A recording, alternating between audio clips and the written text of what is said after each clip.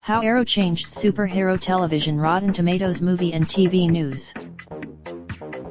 In 2011, as A came to an end, CW began developing a show centered on another comic book hero, Green Arrow.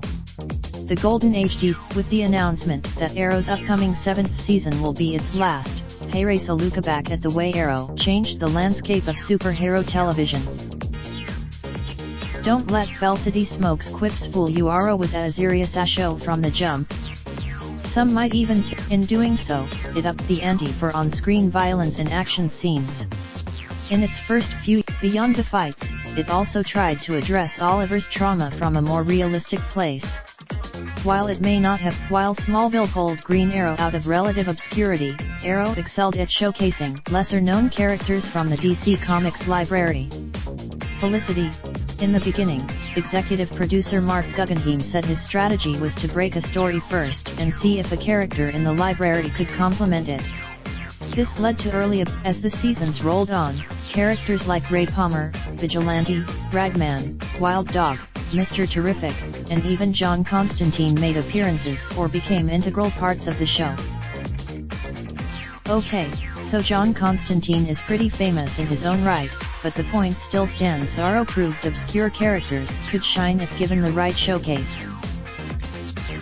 Integrating obscure characters helped Arrow pull off an important feat for a single television series. It created a sprawling TV universe. Sure, then Barry Allen guest starred on Arrow. The plan was in place. A recent episode of The Flash is also a prime example. ARGUS director Lila Michaels, a recurring character on Arrow, was featured throughout the Flash episode since the storyline involved ARGUS asset King Shark. The Flash made, while there are precursors to Felicity's role as Overwatch Oracle on Birds of Prey, for example the notion of the man in the chair and the support team really evolved on Arrow.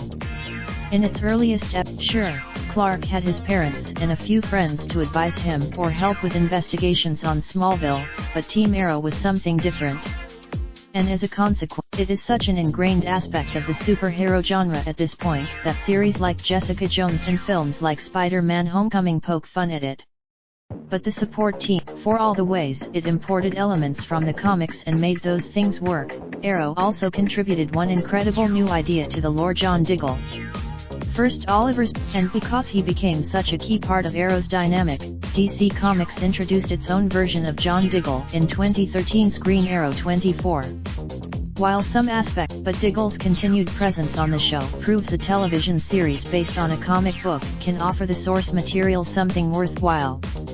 It happened before, while there's still plenty of new Arrow ahead thanks to the remainder of the 7th season and the entirety of the final 10-episode 8th season. Reflecting on these groundbreaking aspects of the show is a reminder of the series' lasting impact and can provide insight into how the series will reflect on its own legacy as the show heads toward a definitive conclusion.